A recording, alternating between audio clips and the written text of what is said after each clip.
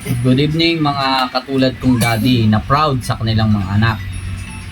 Sobrang proud po ako sa panganay ko po na talagang nag-aaral po siya ng mabuti. Grade 1 po siya. Ito po siya oh. Tika dito, Kuya Sam. Kuya Samuel. Kuya Samuel oh. Nag-aaral po siya ng mabuti. Yan, mataas po yung nakuha niyang grades ngayon sa kanyang second period. Yan po. At sabi ko nga sa kanya ha, kinausap ko siya. Gusto ko sana siyang i-treat kaso wala kaming pera. Sabi ko sa kanya, okay lang ba na walang treat si daddy sa'yo? Yan. Gagalingan mo pa rin sa school. Sagot ka. Yes. Yan. Lagi mong gagalingan kahit na walang gift si daddy, okay lang.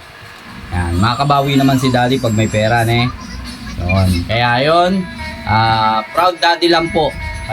Proud parents lang po. Kahit na wala po kaming maibigay po o treat sa aming anak, ay ginagalingan niya po sa school. Kaya proud po kami.